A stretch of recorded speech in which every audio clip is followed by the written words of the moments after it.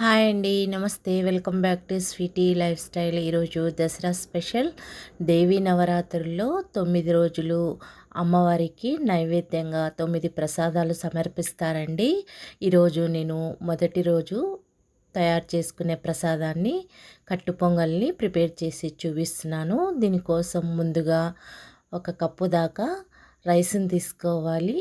అదే same size కప్పుతో పెసరపప్పును తీసుకోవాలండి. ఇప్పుడు ఈ రైస్ని కుక్కర్లోకి యాడ్ చేసుకోవాలి. అలాగే పెసరపప్పును కూడా యాడ్ చేసుకోవాలండి.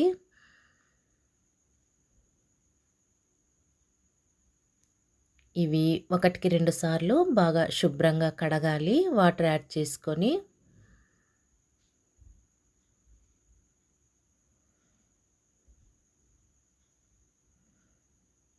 ఇలా బాగా శుభ్రంగా కడిగిన తర్వాత వాటర్ పక్కకి వంపేసుకోవాలి. ఇలా వాటర్ అంతా పక్కకు తీసేసిన తర్వాత మనము ఒక కప్పు రైస్ తీసుకున్నాము. అలాగే ఒక కప్పు పెసరపప్పు తీసుకున్నాం కాబట్టి మొత్తము 8 కప్పుల వాటర్ని యాడ్ చేసుకొని మూత పెట్టి ఉంచి ఒక గంట నాననివ్వాలి.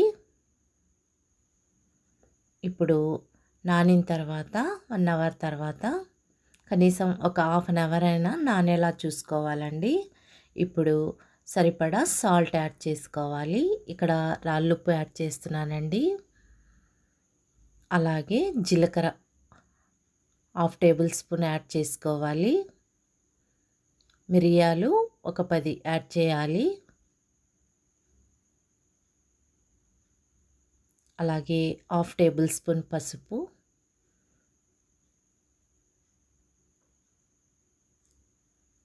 నెయ్యి కొద్దిగా యాడ్ చేసుకోవాలండి. ఇలా యాడ్ చేసుకున్న తర్వాత అంతా కలిసే విధంగా మిక్స్ చేసుకోవాలి. ఇలా మిక్స్ చేసుకున్న తర్వాత కుక్కర్కి మూత పెట్టి ఉంచి ఒక 4 విజిల్స్ రావాలండి ఉడికించాలి. స్టవ్ వెలిగించి స్టవ్ పైన పెట్టుకొని 4 విజిల్స్ వచ్చే వరకు ఉడకనివ్వాలి. ఇప్పుడు కుక్కర్ ప్రెషర్ అంతా పోయిన తర్వాత చూడండి 4 విజిల్స్ తర్వాత రైస్ మనకి పర్ఫెక్ట్గా ఉడికిపోయి ఉంటుంది. ఇప్పుడు ఒక కప్పు వాటర్ యాడ్ చేసుకోవాలండి. ఇలా వాటర్ యాడ్ చేసుకొని అంతా కలిసే విధంగా మనము మిక్స్ చేసుకోవాలి. పొంగల్ అనేది ఈ కన్సిస్టెన్సీలో ఉండాలి.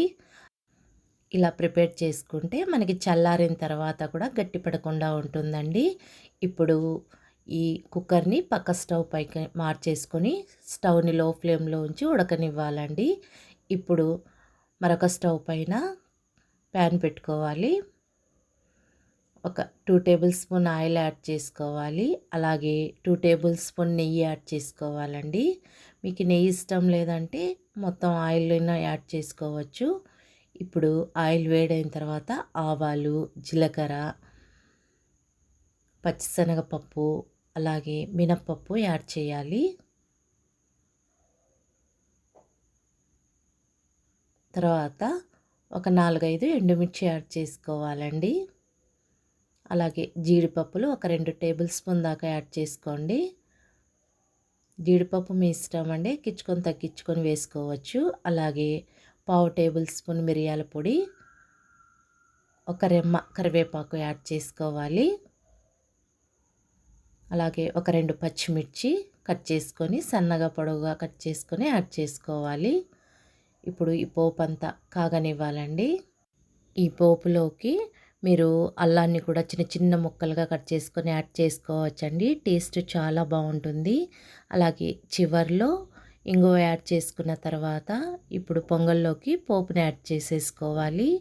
ఇప్పుడు అంతా ఒకసారి మిక్స్ చేసుకున్న తర్వాత స్టవ్ని ఆఫ్ చేసేసుకోవాలండి.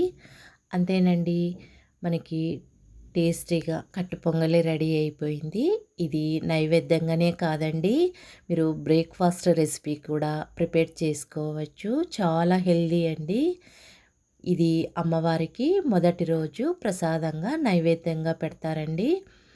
అంతేనండి, మనకి మొదటి రోజు అమ్మవారికి నైవేద్యంగా పెట్టే కట్టు పొంగలి రెడీ అయిపోయింది. మీరు కూడా ఈ ప్రాసెస్‌లో ఒకసారి ట్రై చేసి చూడండి. టేస్ట్ చాలా బాగా కుదురుతుందండి. వీడియో నచ్చినట్టయితే లైక్ చేయండి, షేర్ చేయండి. మరిన్ని టేస్టీ రెసిపీస్ కోసం స్వీటీ లైఫ్ స్టైల్‌ని సబ్స్క్రైబ్ చేసుకోండి. Thanks for watching.